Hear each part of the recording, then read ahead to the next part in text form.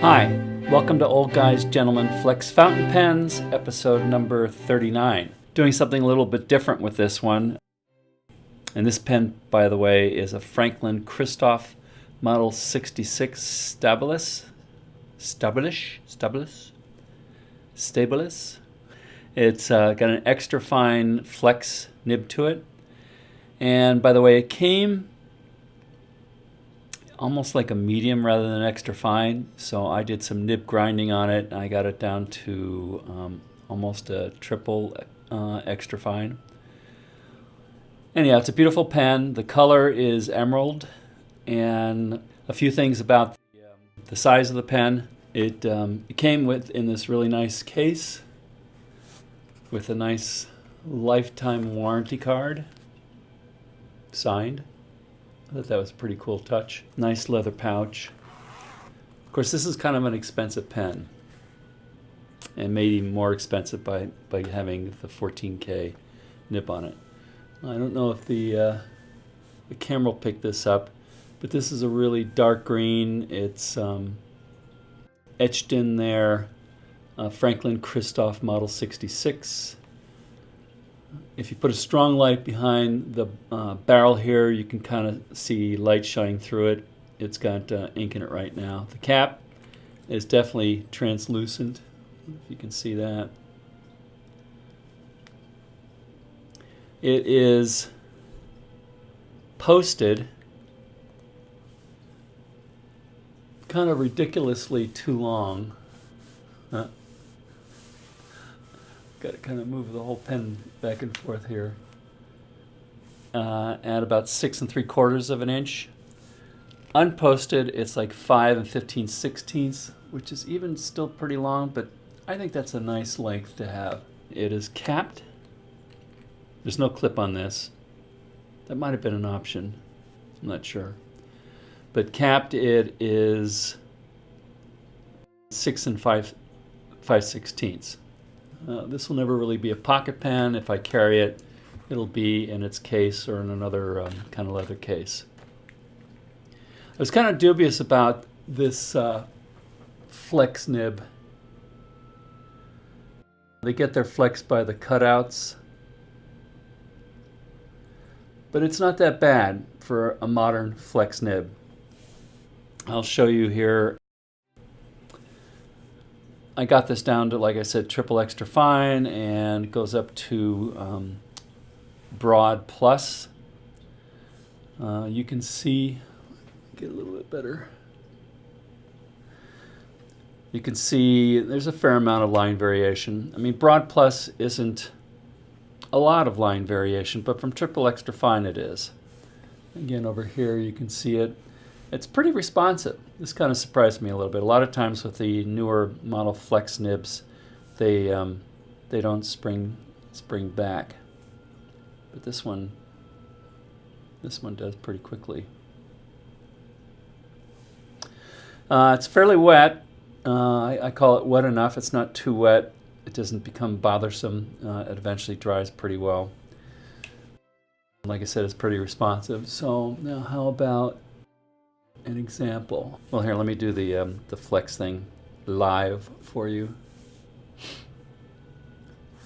I always like to have the cross line so you can kind of get a little perspective. A little bit more pressure, a little bit more, a little bit more. Right around here, I feel a little bit nervous about pushing it that much further than that. And that gets you up to that broad plus that I showed earlier.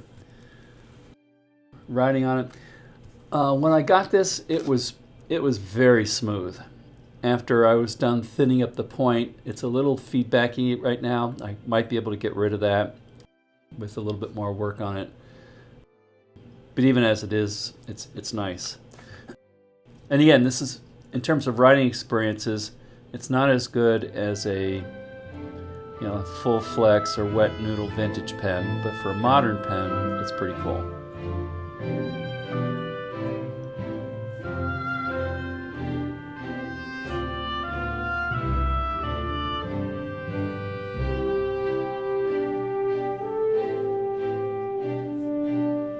Forgot an eye.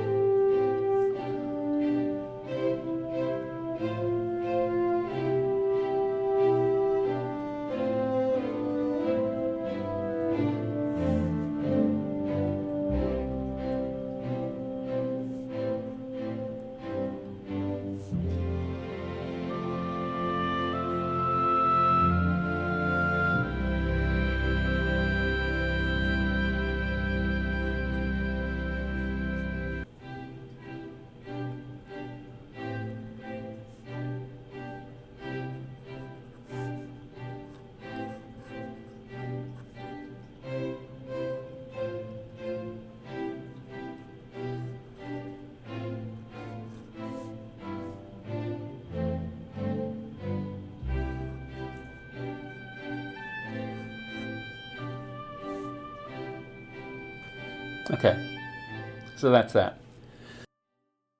When I first got this, overall impressions, when I first got this, the pictures that they showed, the green of the body really popped out. Here it just mainly looks like a greenish black. I do kind of like the way the cap shows off. I don't particularly like the idea of posting on it. Is a little difficult, and I'm a little bit afraid of shoving this down here and creating marks. You don't need it for the extra length, so the cap's going to set aside, and this cap has fallen off the table a few times because of that. So not a big fan of that.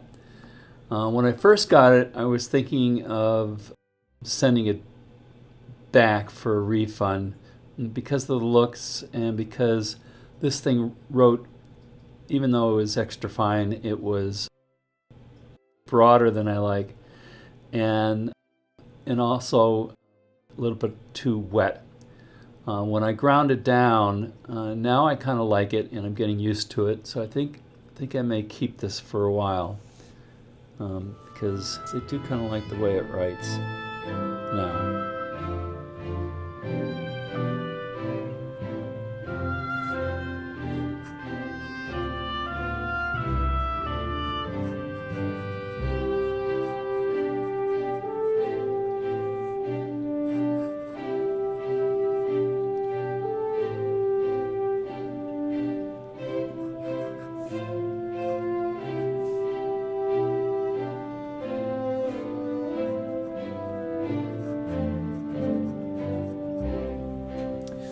But not as good as a vintage pen. And for the amount of money that I spent on this, I could have gotten a really good vintage pen.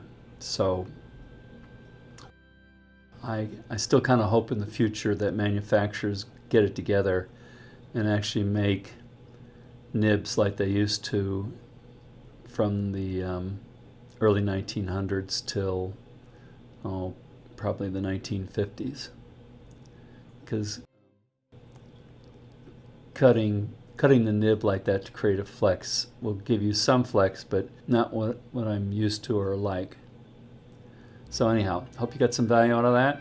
And that is the Franklin Christoph Model 66 Emerald. And until next time, thank you for listening.